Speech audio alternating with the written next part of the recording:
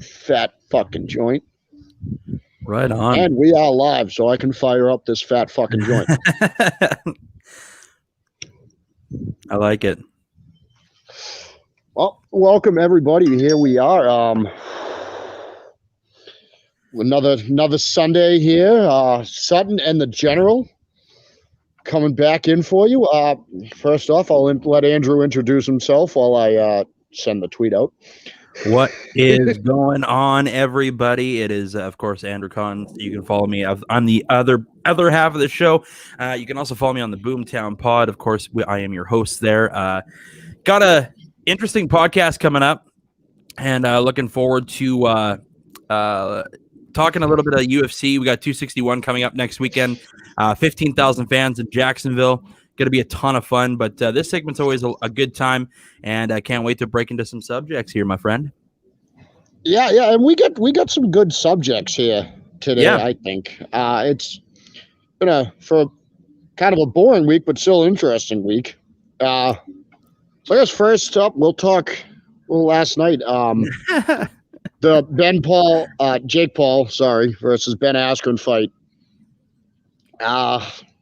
Yeah, so we got Jake Paul, YouTuber, cocky, full of himself, clown, probably on steroids. Wants to be considered a real boxer.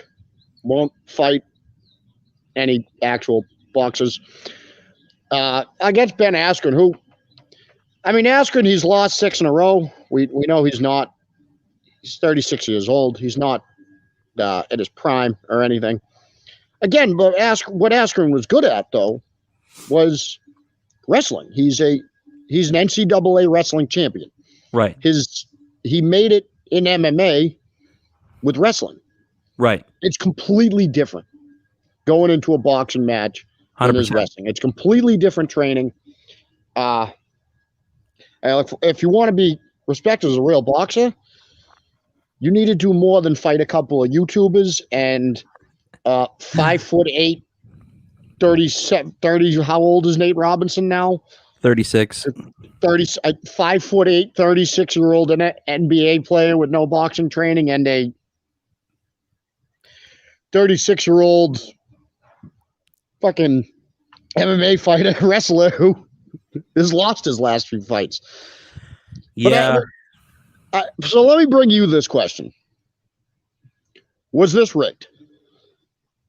Oh man, just by what I saw last night, I don't want to say that it was rigged because obviously Jake Paul hit him. I hate saying that a fight's rigged. But. I mean, so do I, and it pains me to say that. But when you see the punch that connected, I mean, I will give Jake Paul credit. That was a beautiful punch. He timed that perfectly.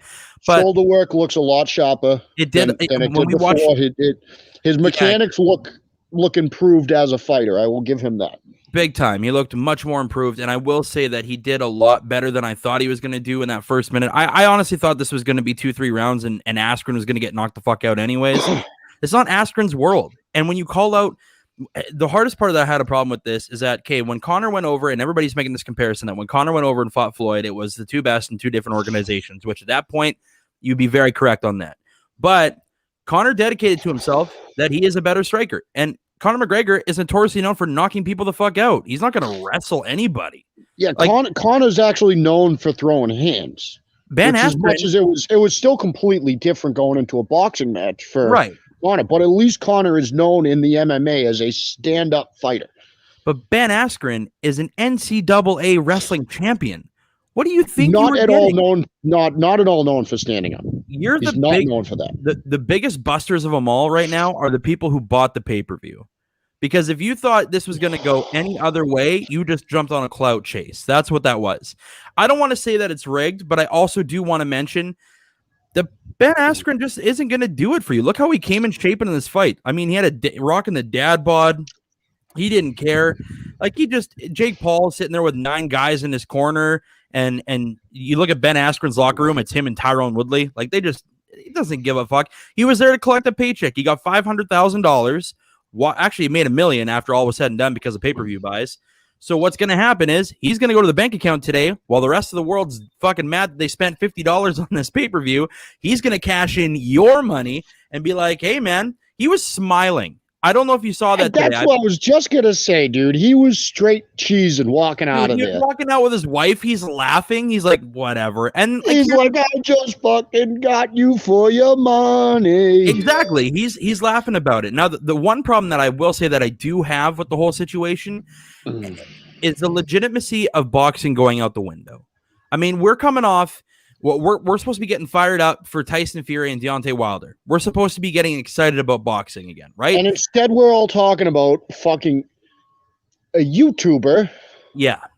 Boxing a wrestling champion. And the legitimacy of this, though, and this is the problem that I have, and I'm going to go on a bit of a tangent here. The problem that I have with this right now is the fact that we are supposed to be building up a 2-fight series with Anthony Joshua and Tyson Fury, and they signed the contract. Everything's supposed to be gearing up. We're supposed to be having this big main heavyweight fight. And you put this on last night, which was a fucking farce. It was a joke. And if Jake Paul, I am so glad I wasn't going to put money into that. If he thinks he's the first, when we did the first Triller coverage, like we covered it here at the Boomtown, we had, of course, our guys on, and we covered the first Triller event because we were like, hey, it's Tyson and Jones, two fucking legitimate boxers. Again, I paid the pay-per-view that night. Two legitimate boxers. I hated paying the pay-per-view, but I really didn't mind it because it was Tyson Jones. Yeah, and I mean, like we talked about how it kind of had that Def Jam Fight Club to it, right? Fucking like Slater fucking from Saved by the Bell doing ringside commentary. And like, that was an interesting night. It was a very interesting night, but we enjoyed it. I mean, we had Snoop perform live. We liked that part of it. He did some old school bangers. He had some really good matchups throughout the card. And then I saw that Snoop, sorry to cut you off. I saw Snoop and Ice Cube performed last night. Ice Cube was fucking awesome, man. I will say that was the highlight of the entire I kind of wish I saw Ice Cube, but whatever. Again, what was that? How much did that fight cost on pay-per-view? $60, $60 to $100, $50, man. If you paid $50 to watch that, ask for your refund to your local cable provider immediately because you got fucking bamboozled. They're probably not going to give you that refund. You're not going to give you the refund, but nonetheless. Yeah, you're not going to get that refund. But I mean, just might as well ask. It would be kind of funny. But the other thing is, too, when you look at the aspect of how this fight played out, okay, so Askren obviously gets knocked out. He's sitting there. He got caught, man. I'm not taking that away from Jake Paul. He did get caught. But he got up. And in normal boxing, and this maybe this is just the official, or maybe this is Triller have no idea what the fuck they're doing when it comes to being an event. But nonetheless, a boxer has to stand in the back corner, okay? He has a count until 10. To regain his composure, the other fighter can't leave the corner. It's a legality. Yeah, that's like common sense. It's common sense. It's logistics. It's been in pro fighting and in boxing since day one. And Jake Paul, for some reason, was able to get out of his corner and bull rush a downed opponent. Watch the replay, folks. I'm not off on this. He got out of his corner, looked at Ben Askren when he was touching gloves, when he was making sure the ref held him. We were good to go. I think Askren was fine. They didn't give him a 10 count. They counted to 8. 8. What are you talking about? When people saying like, oh, does 2 seconds make that big a difference? Yes.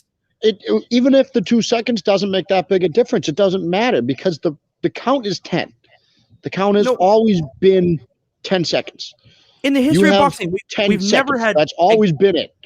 So why? So what are we changing the rules for Jake Paul fights? The guys get an extra 2 seconds less when they're fighting Jake Paul because he's not a legitimate fighter. I couldn't believe it. Honest to God, man, I have been watching pro combat sports since I was 5 years old, and this just bamboozled me. I'm like, what are you talking about? He doesn't get a 10 count.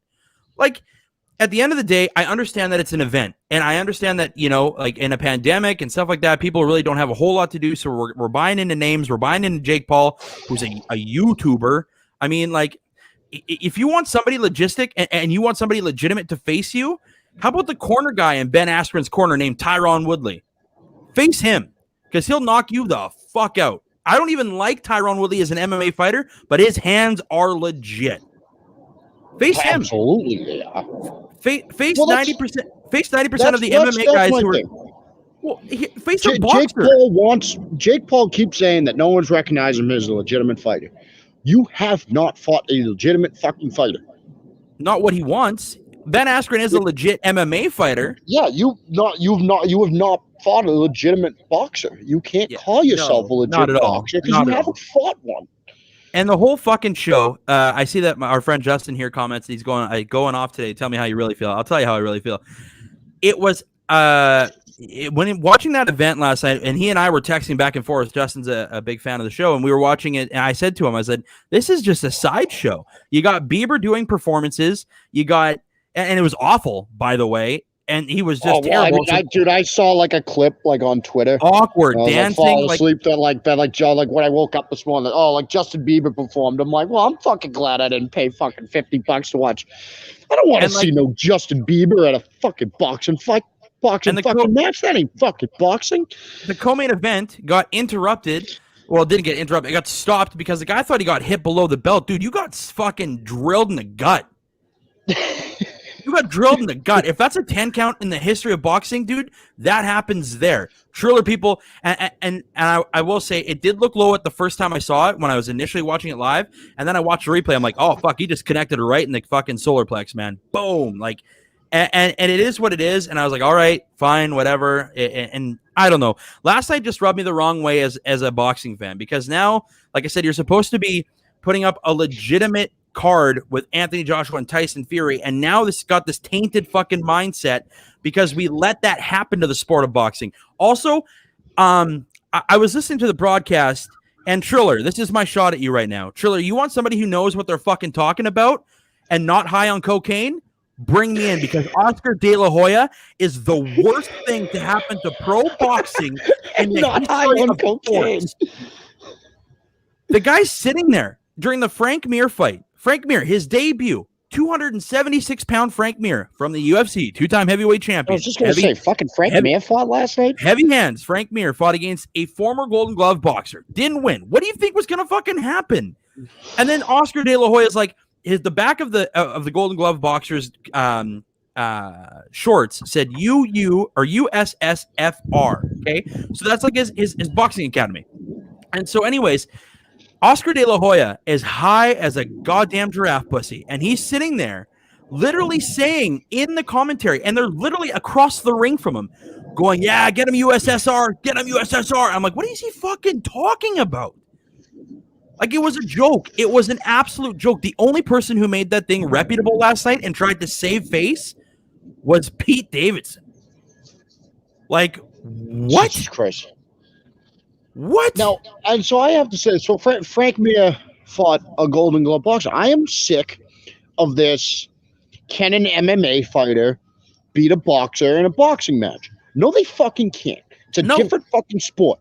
A boxer cannot walk into an MMA match and beat an MMA fighter. An MMA fighter can't walk into a boxing ring and beat a boxer. It's different training.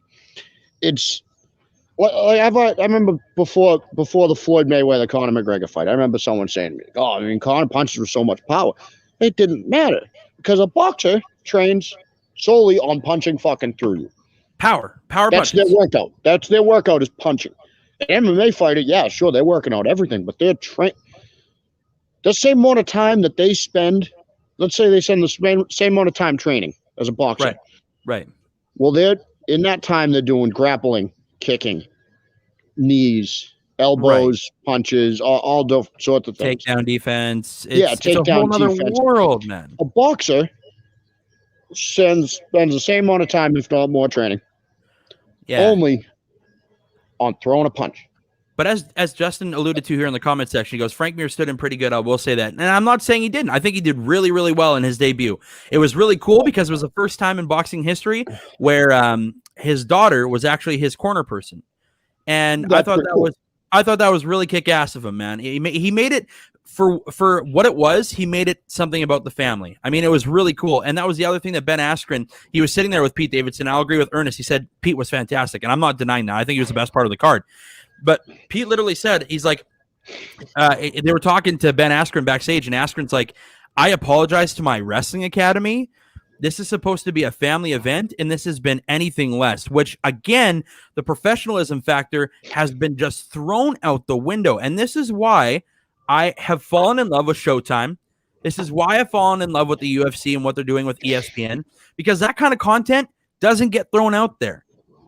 Yeah, and in fight buildups, we get some trash talk, which is nice. I mean, we're good with it. I think no one would have a problem with that. But when it comes to fighting, guess what happens at the end of the fight? They're smacking each other on the ass. They're saying, well done, great fight. We went through war. The biggest enemies in the game will always do that. The one problem I had last night is Ben Askren, whatever it was, gets knocked out, and that's fine. It is what it is. But Jake Paul starts gloating. Like, fuck, dude. Are you kidding me? Because he's a fucking clown. I hate this kid. And they got like fireworks going off in this bullshit. I'm just like, what is fucking going on? And at the end of the fight, he jumps out of the ring, goes up into the platform with the commentators with Snoop. And then at the end of this, Snoop, from what I was concerned, had a good relationship with the UFC. He goes, Dana, where the fuck's my money? Where's my money? To end the broadcast? Like, what the fuck is happening? What world do we live in? And I initially... Dude, and initially, I was all for Triller. We talked about this. I said, hey, Triller, let's make this happen. Blue Collar, Triller, I think is a perfect partnership. Because that first fight card was awesome. That Jones and we all said... I was going to say, we love Triller at first. Did they go like a little too fast and loose with how much... I'm just done with it now. How can you have somebody high on cocaine on your commentary team? And damn well knowing that he's high. Like, you look at Oscar De La Hoya. Just yelling USSR across. Like what the fuck, man? At least give me real commentary on the fight. I don't mind if it's a little bit funny. I don't mind if it's a little bit loose. You know what I mean? But that's what they're trying to make. Not like your standard straight up as it always is. I don't mind if it's a little more loose, but you gotta be actually commentating on the fight. Right, and in years past, you've seen guys in boxing, they'll do the quick intro, it'll be like, come into the ring, blah, blah, blah, blah, blah, and they'll do a little breakdown on them. And then last night I'm watching this, and it was just like a comedy event because of the way they were wording things. It was like, Jake Paul is walking down the ring, he's like, is that a fucking robot? Is that a fucking robot? I'm like, okay, he ripped off ESPN or Fox NFL Sunday's goddamn robot. I was like, what originality is this? And then Ben Askren, that weird transformer thing they got that makes no sense. And to throw it at the people, Ben Askren had a girl walk out in front of him with a sign that said, "This is Ben." I thought that was fucking hilarious. But at the end of the day, this was a rigged fight. I mean, it got Triller. I said it in our group chat today. I said Conor McGregor for the UFC is a hype guy, right? Like if he's in your organization, you watch that fight, no matter if you like him or you hate him. You're going to watch Conor McGregor because A, he puts asses in the seats, B, he makes you watch it because he can prove you wrong all the time. Triller has that now with Jake Paul, right? Let's face it. Jake Paul will now be the face of Triller boxing, and that disgusts me. Yeah, that's disgusts me. I'm not a fan of that. You want a party organization? Go to Triller. That's what last night said to me. They had fucking booze on the table. Everybody smoking weed with Snoop, and I'm just like, what the... I mean, if Snoop offered me a joint, I'd be like, hey, man, I'm trying to call a professional fight card here. We'll smoke one after, bro. I would love to do that with you. See, you're more professional than me because if Snoop ever offered me a joint, I'd be like, yeah, dude, I got to do this. This is on my bucket list. And also, folks, the paydays are for real. Let's not turn our eyes to what really happened last night. Ben Askren made $1 million, laughed as he's leaving the arena, said, fuck, whatever, who cares? He didn't care. He's like, I'm going back home to go train my wrestling academy. That's where his head was at. Yeah. Wrestling. Not boxing, wrestling. Nonetheless, man, I could go on and on about this. We spent 15 minutes on this, but nonetheless, folks, if you paid for last night's card, you got fucking bamboozled. So we'll move on. Maybe Andrew won't be as mad about this topic, but Aaron Donald got himself in the news this week. So at first, this starts as... He was at a Southside Pittsburgh bar, apparently got into a fight with some guy at 3, 4 o'clock in the morning. 3, 4 o'clock in the morning. Nothing good happens after 12. My mama said nothing good happens after 2 a.m. After 12 o'clock, you're either fucking or you're fighting. Fact. That's it. There ain't nothing else going on after midnight. So, and guys like this, I don't see the need for them to be to each their own, I guess. But I don't see the need to really be out at clubs at 3, 4 o'clock in the morning, especially for a guy like Aaron Donald. But so this dude, I mean, the picture you saw it right that came out of this guy that his eye was just fucking ballooned. That eye wasn't opening for months, and at first, I mean, me and me and Paul at first are talking about, we're like, all right, well, someone mouthed off. Thought someone tried to start a fight with the wrong fucking dude and thought they could go and say whatever they want, acting however they want to, three-time defensive player of the year. That's it, though. But then the way the story turns around, when the video came out, Aaron Donald helped this dude. Yeah. This dude was just getting jumped, and Aaron Donald, who still I don't even think should be out at that time, runs over and pulls someone off him. But this guy decides he's going to throw a lawsuit out at Aaron Donald. And that now he's doing like the apology. Yeah, fuck you, yesterday. Dude. You didn't know there was a camera. You heard Aaron Donald was there, and you thought you could pull one over. Yep, that's what it was. That's what happened. You thought you could pull one over because you didn't know there was a fucking camera. As soon as I saw the apology, guess what? It's 2021. There's a camera everywhere. As soon as I saw the apology letter, I giggled so hard. I was like, "That's like tucking your tail in between your legs during a fight and running away." Like you just admitted that you are the biggest loser in the history of. He went on Twitter, folks. He went on Twitter and blasted Aaron Donald, the 3-time defensive player of the year in the NFL. The man not only is he an NFL player, he's a generational talent. He's a future first ballot Hall of Famer for sure.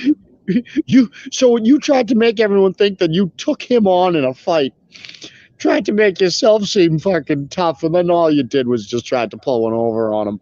I used the term clout chasing earlier, and I'm going to stick with that because it seems to be a common theme with these last couple of subjects. But I do want to say Connor did comment, and he said Ben didn't care. I don't want to dive too much into this again. I'll go back in Aaron Donald, but he said Ben didn't care. Jake cared. That's why Jake won.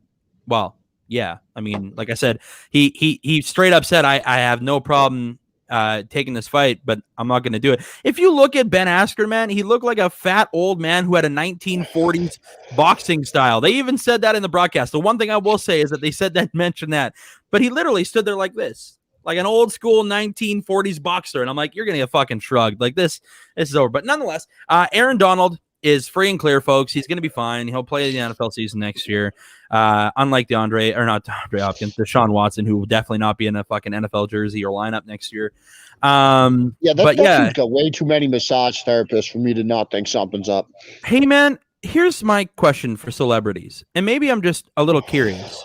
You see celebrities these days getting a ton of fucking DUIs. We'll start there, okay? You get a ton of DUIs, and you're like, oh, that guy shouldn't have done it. Man, if I had fucking fuck you money all of the time, I would hire a driver. Like, is that not probably only that? The hardest thing you don't even need to do that, though. In the NFL has a driver's service that they can call whatever time to get a ride from wherever they are. They have car services for the players.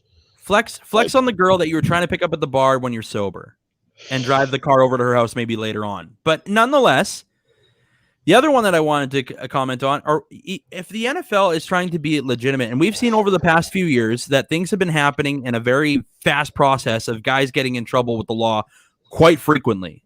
Am I wrong by saying that? Like, we have seen domestic abuse cases. We've been seeing DUIs. How about that case from last year with the Giants player in the armed robbery, whatever? Yeah, and then you got to look at the guy from the Seahawks who beat the shit out of his wife. Or his girlfriend. Like, what the fuck is going on in the NFL? Somebody's got to do something at some time and haul these players in and be like, listen, the legitimacy of our league is going out the window. We have domestic abuse cases. We've got DUIs. We've got guys who are kicking or knocking girls out in elevators, kicking girls in the ass. Like, what the fuck, guys? Goodell doesn't give a shit. Goodell wants fucking ratings. Yeah, I mean, I get it at the end of the day. He's a clown. I hate Roger Goodell. I wish I had another banner I could make when Roger Goodell sucks. But it's just at this point now, and now with the Deshaun Watson thing, what you're seeing is the professional athlete side of things is that they think they have all this power, all this money, all this fucking basically middle fingers to everyone. And they can do whatever the fuck they want to do because they don't think they're going to get caught. And now look what happens. Deshaun Watson now has 23 girls who've come forward and been like, hey, this guy did some fucking weird stuff. If Marilyn Manson, one of the biggest rock icons of all time, just got called out for doing the exact same shit in a weirder demeanor and a weirder Marilyn Manson demeanor. And he got dropped by his label. He got dropped by touring agents. He got dropped by his management team. I love how you said in a weirder demeanor. Like, it was a very weird demeanor. Marilyn Manson, so it's a little weirder than anyone else. Some weird gothic shit out of Marilyn Manson. And if you didn't think weird stuff was going on this whole time, into what Marilyn Manson did that was considered weird and he's a fucking weird dude to girls because but so is Deshaun Watson. Some shit. Deshaun Watson's a weird dude, man. Like it hurts me because he's such a talent, man. He's such a fucking amazingly talented. But those reports, it's like, all right. When there's like one or two, if that shit's true, then like, all right, man. I don't know, you're kind of a fucking. As I said to Justin, who's watching this, I said to him, the other day, I said, man, it's kind of weird that like, if one or two girls say something about you. Like, I've had girls say shit about me. And if you're a girl who said shit about me, fuck, whatever. But if there's a girl who's, you hear one or two and you're like, okay, well, fuck, I can take that bump, whatever. When it becomes 10 and now you're in the double digits about doing weird shit, you might have a problem. And now we're in the 20s. Like, well, not only that, though, is because he's gotten these massage therapists that have come out in support of him. Weird. Too. That are like, oh, okay, well, I mean, he was great when I worked with him. But now it's how many different massage therapists he's worked with. The banner says Aaron Donald. We're just completely going off on Deshaun Watson. I love how we ramble here. But there's so many, he's had so many different massage therapists in total. That's weird to me because especially as an athlete, I feel like you get the one massage therapist that works for you and you get comfortable with and you get a relationship with and you're like, this is who I'm rolling with, right? You know what I mean? Like anyone does that. No, and I agree with you. That's why I said the sense of professionalism has to be questioned at this point. And I don't think he can play back in the NFL this year. Like, I really just don't think it's going to be interesting to see what happens. Like if again, Ray Rice got caught on camera. That's a different situation. He's out of the NFL for life. Kareem Hunt got caught on camera for kicking his old lady in the ass is essentially what happened. A running punt to her, and he was suspended 9 games and then lit up the league. So my guess is Deshaun Watson will probably get a 4-game suspension until all of this is cooled down, and then some miracle way we won't be talking about this anymore after those 4 weeks. Yeah, I can see that. Tell me I'm wrong. No, I can't tell you you're wrong. Tell me I'm wrong. Rob J. Hawker saying pass it. I like the way he does business. I just wanted. I will say though, when we're talking about Deshaun Watson and stuff like that. All I want to say is that even if he does come back to the field, the legitimacy of the game, he's going to get booed out of every stadium. If you don't think he is, good luck, man. Women have become more and more prominent in the NFL as well, right? We've got NFL women head coaches, women tight end coaches, quarterback coaches. We've got women who are playing. Sarah Fuller kicking field goals in Vanderbilt University. We've got girls that are making a way, man. And if you want some legitimacy to the game, the best thing in my eyes to do is until all of this is out, he doesn't touch a football field. Until all of this is figured out and the logistics are 100% real behind all of these claims, he needs to sit out this year. And Justin said he'll play again. I agree. Yep. At some point, he probably will play again. But he does need to sit the fuck out until this is all settled out with. And the Houston Texans are going to be awful next year anyways. So it's not like they're going to be – Houston's in for a rough year.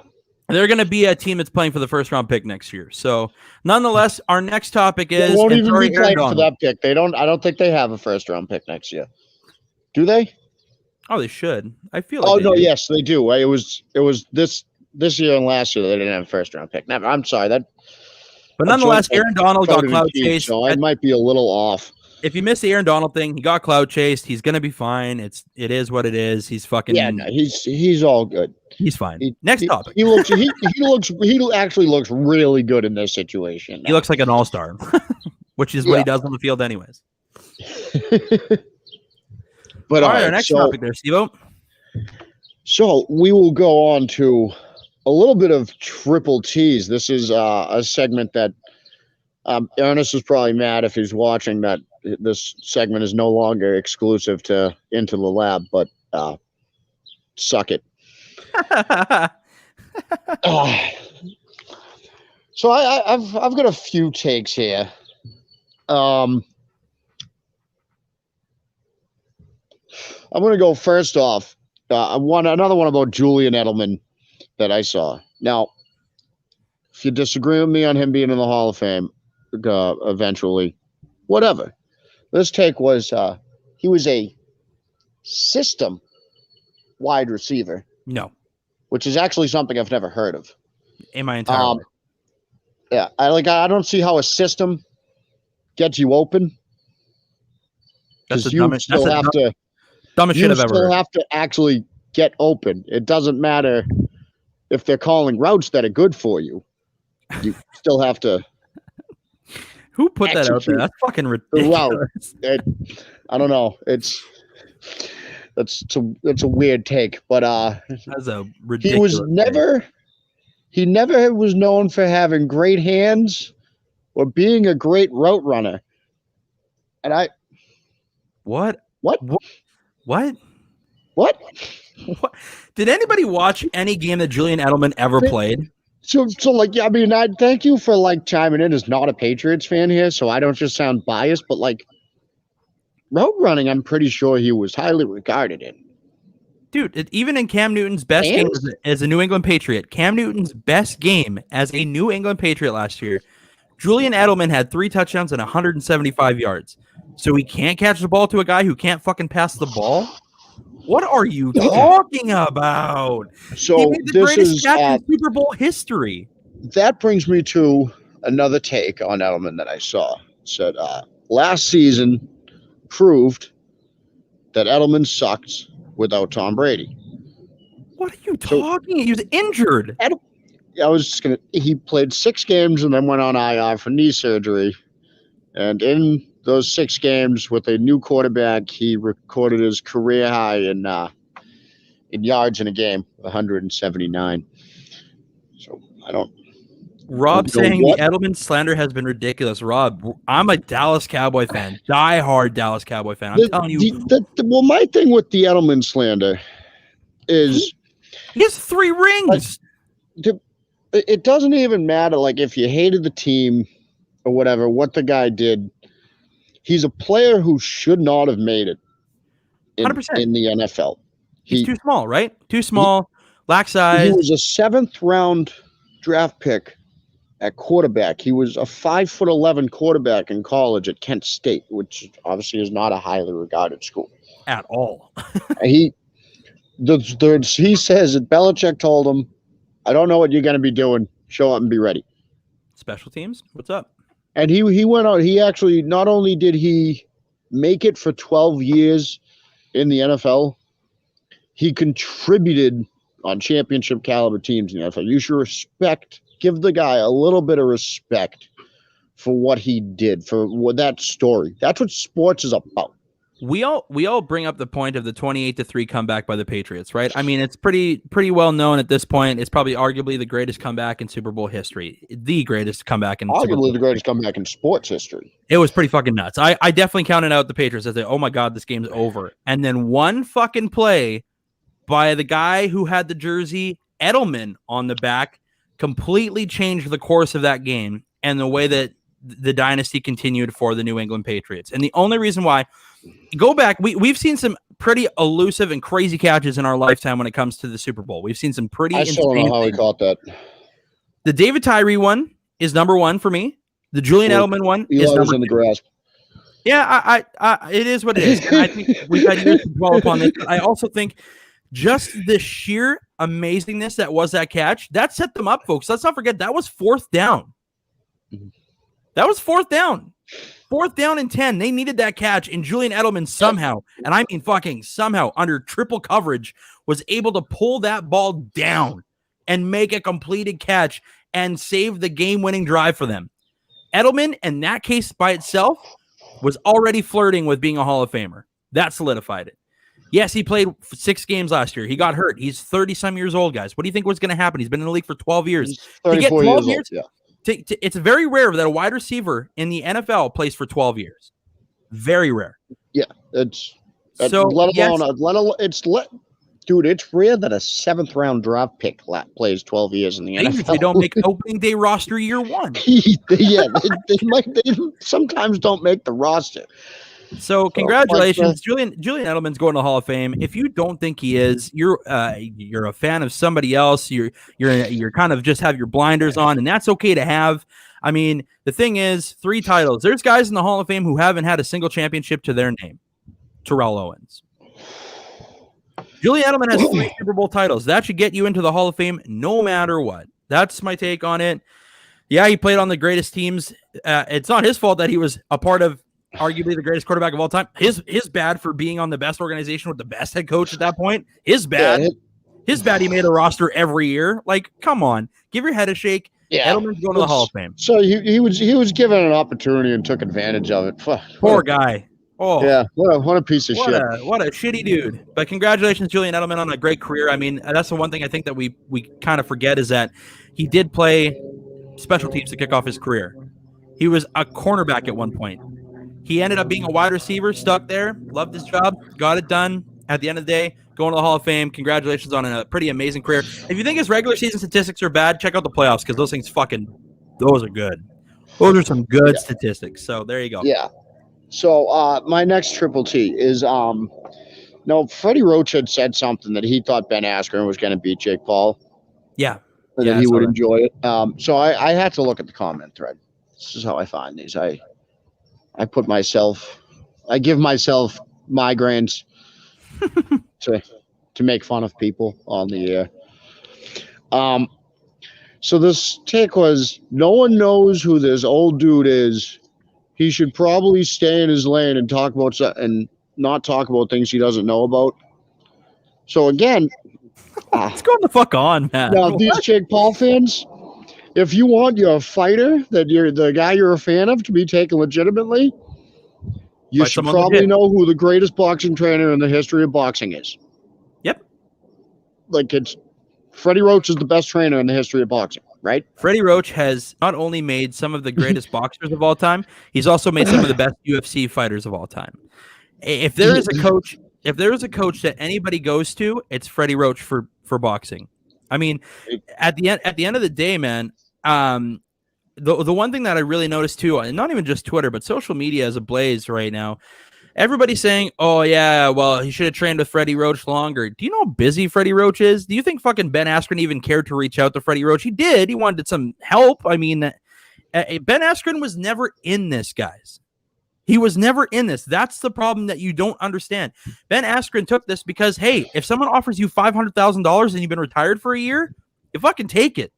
I can tell you that stance that Ben Askren rolled out with. Oh my God, dude. Freddie Roach did not teach him that. Freddie Roach has taught the best heavyweights, the best welterweights. Kamaru Usman, who is one of the most notorious punchers in the welterweight division, the champ who's won 18 fights in a row, trains with Freddie Roach. That guy can't get touched. Frank Mir used to train with Freddie Roach. Tony Ferguson, Justin Gaethje.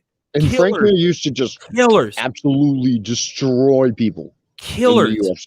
Tony Ferguson tweeted out last week, the best boxing coach and the best coach I've ever had is Freddie Roach. Like, well, and then so you mean you just named all these UFC fighters? Let's go through not even boxing. Let's go through Manny Pacquiao, Oscar De La Hoya, fact, Mike Tyson. Yep, taught Tyson uppercut. All worked with Roach. I'm not even Googling. Those are the ones that I know.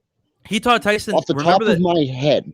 That Freddie Roach is elusive... If you don't know who fucking Freddie Roach is, that's your fucking fault.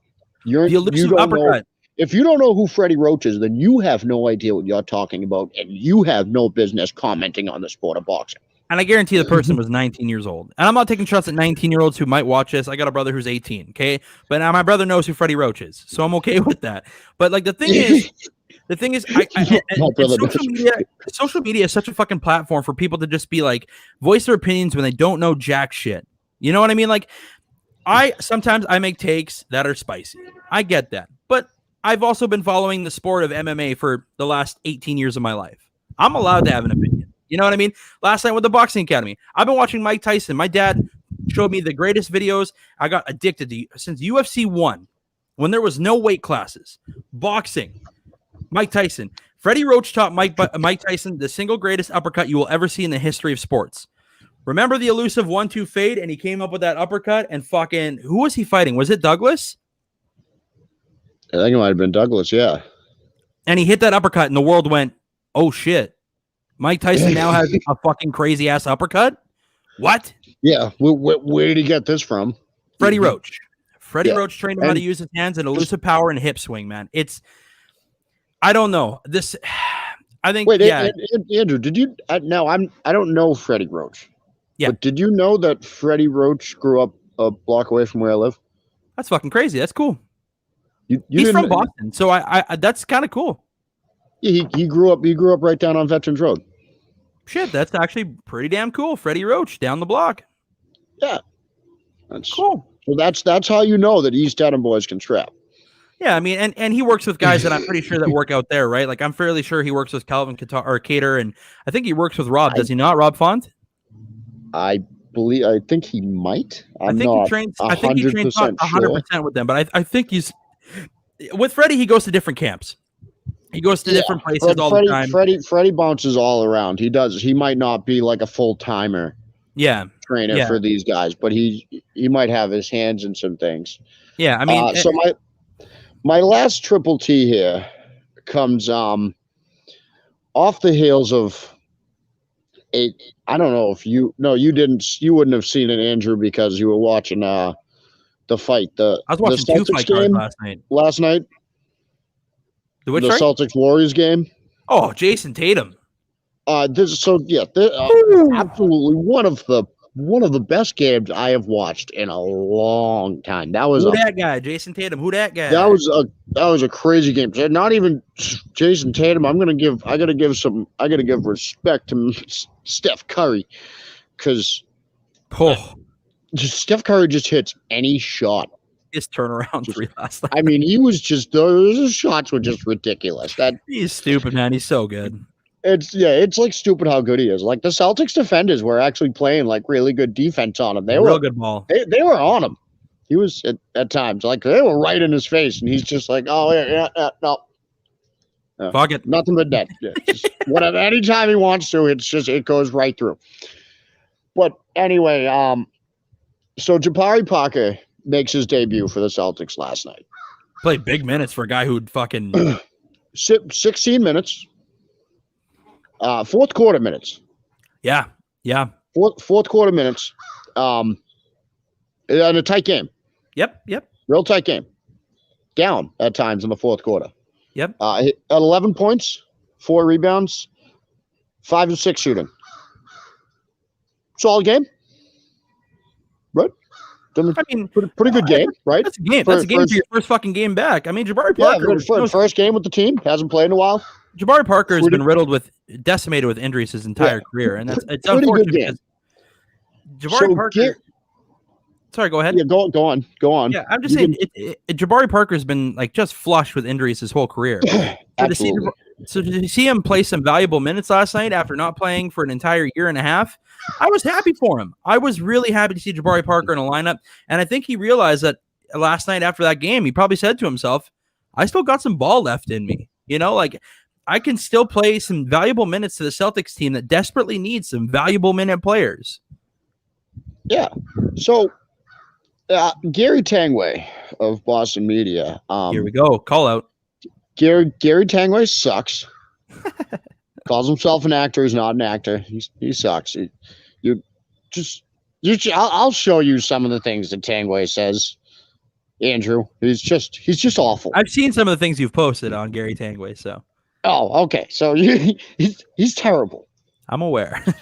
So after the game, he says, all of Jabari Parker's points last night were garbage time points, and that he could have made those shots. There was no garbage time at all. It was you won by 6 points against the greatest 3-point shooter in the history of the NBA. So that's a close game when you're facing Steph Curry. 6 points. Gary Tangway, I'll leave you with this. Do you watch sports? And Go I mean, home, there Gary was Tanguay. Oh like my he was scoring. He was getting one of these plays that he got the ball by himself, put the step forward, spin move, step back, hit the shot over. I would love to see Gary fucking Tanguay try to do that in an NBA game. I don't know if Gary Tanguay can hit shots in an open gym. Like these guys you who think you're hitting shots over NBA defenders and creating separation over NBA defenders? Shut the fuck up, Gary Tanguay. Shut it's the the same. fuck up. It's the same thing with like when I watch like last night I was watching the Gastelum Whitaker fight, which was a fucking war, by the way. It was such a good fight. I'm watching that and I'm checking my Twitter feed at the same time because I like seeing what people say generally, right? Yeah, And yeah. like there are so many fucking fat quarterback coaches out there, you know what I mean, that just think they could fucking do so much better than the other person, but have never ever laced up a goddamn glove in their life, couldn't polish the boots on any guy, man. It's ridiculous, dude. Here's the thing. I have boxed. I have been in a ring. I have done jujitsu. I've done some judo. I can say some stuff, you know, like I've been there. I can say what it's like.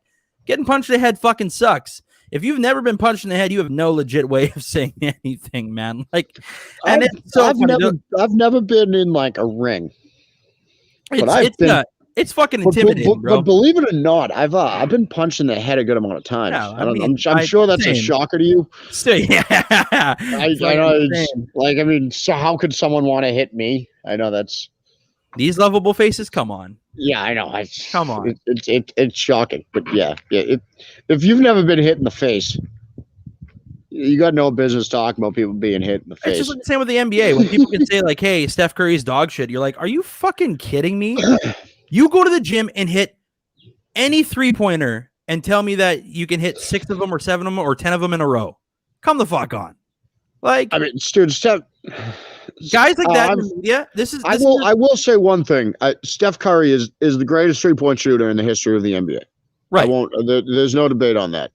The only thing is, when I see that people say that Steph Curry is the greatest point guard of all time, he's flirting, but he's not there yet. I don't mean any disrespect to Steph Curry when I say this, but Magic Johnson is the best point guard in the history of the NBA, and I don't think there's much of a discussion on that. No, I'm not going to argue that either. I think Magic Johnson. I would say Steph is flirting. I mean, he's up there. He's flirting. He's up there. Steph's the thing with Steph is like with the team that he has right now, he's been decimated. Like not just himself, he's had quite a few injury histories in the last couple of years, but he's been decimated with guys that have been in and out of the lineup as well. Like, I mean, Klay Thompson is supposed to be his splash brother. He hasn't played in 2 years. Kevin Durant up and left. I mean, and that was when they were all together, man, that team was something special. But Steph is just proving that he can win games without those guys too. So that's why I say like he kind of flirts with being up there for me. But he's right in the MVP race this year. Yeah, I mean, it's like I don't know. I just when you're commenting on sports, and I'm not taking shots at Gary Tanguay. No, I'm fucking am. Never mind. I'm trying to be nice. I'm going to take shots at Gary Tanguay. Let's take shots at Gary Tanguay all day. Listen, if you're going to be in a position of media and you're talking about sports and you get paid for a living to do that, maybe you should watch sports. Yeah, because you can't tell me there was garbage time fucking points. Like that would be me telling you last night that Ben Askren was going to win. Was never going to happen. I know. I've watched sports. I get how it works. Gary Tanguay, take notes from us. That's how it fucking works, my friend. Yeah, you're supposed to watch the games. So you watch a game, sit down with your family, and tell them all that you're going to go out and hit 7 3-pointers, contested over 7-foot guys, and we'll see what happens there, Gary Tanguay. Nonetheless, great take, Gary Tanguay, piece of shit. Yeah, Gary Tanguay is a piece of shit. Yeah. You know what? I think that's a great way to end the show. I'm cool with it. We've had some spicy takes on today's episode. Yeah. So anyways, and thanks for tuning in, everybody. Second episode of Sutton and The General. We got some big things coming on this one. So finally, next weekend, we will be reviewing the Mortal Kombat movie. Oh, so pumped. I don't think I've ever been this hyped for a video game movie, dude. I don't. Right? Has a video game movie ever looked this good? And they keep the trailers that they keep releasing, man, just keep getting fucking better and better and better. Dude, I'm like, oh my god, dude. It's got over 7 stars on IMDb right now. That's good. That's a good start. Let's fucking. I'm pumped to watch it, man. Everybody shit on But everything. I mean, you got to keep in mind that's only critics who are seeing it. Yeah, I mean, And the critics are the ones who 7 out of suck. 10 is not bad. Yeah, so the critics are the ones who suck. Yeah. If this had a 6 on IMDb right now, yeah, I'd be pumped. Yeah, we're talking over 7. I got to look at exactly. I don't feel like pulling up my phone. That's exactly fine. what it is. That's sorry, people. That's what you get on this show. I'm excited as hell for it, man. Mortal Kombat. Yeah, but yeah, I'm pumped for that. Yeah. We'll be recapping that. We also have recap of UFC 261 that's going to be taking place next weekend. Yep. Well, we'll be recapping that, and we got other big things coming soon. We're not gonna quite announce just yet until they are right in the works. But yeah, keep tuning in, folks, because shit's gonna get real. Hell yeah, it is. Andrew, you want to tell the folks where they can find you? Yeah, you can find me on Twitter at Andrew Kahn. You can also find me at the Boomtown Pod on Facebook. You can also find us on Instagram, the.boom.town.pod. Fucking Instagram making things a little bit more confusing than I wanted it to. Wednesday, we have a brand new episode. My co-host will be joining me, Sully. He's back. He was fighting some COVID-19, so we had to delay production a little bit. So we'll be back. We're going to be recapping the fight card this weekend between Gastelum and Whitaker, and then we're going to be talking about UFC 261 because, folks, this is fucking exciting. We have fans in the stands, 15,000 people in Jacksonville. So looking forward to that. And we got 3 title fights. So all of that recap and so much more, plus more on this Triller thing where you thought my spicy takes were heated on here. Just wait until I have an unfiltered podcast. You're welcome. And so shout out to Rob here, Mortal Kombat. I sure hope they didn't go cheesy. Looking at these trailers, it doesn't look like it's that cheesy because it looks like it's straight up. It's gonna be cheesy. We're gonna get cheese. It's gonna be a little bit cheesy, but yeah, I mean, this looks straight up brutal. It looks wild. It looks wild. This looks like they're doing it right to me. I'm more than happy with this trailer. How can people find you, Steve? You can find at Reisner_Steven on Twitter. That's pretty much all I got. I can't figure out many more social media platforms. So as the owner of a year at a time, a business that relies on social media. Wow, that just sounded bad. But yeah, just check out the account at Blue Collar MG, Blue Collar Media Group on Facebook, Instagram. We're all over the place. You can find us on YouTube, and just check out the site bluecollarmg.com. And just find all the great stuff we got going on. We got Official Butthole just had it. The Matt Waldman episode was awesome. So good. They'll be handling draft coverage. It's going to be great. But yeah, that's all we got for you. Thanks for tuning in. That's all we got. Thanks for tuning in, y'all. We'll see you guys next Sunday.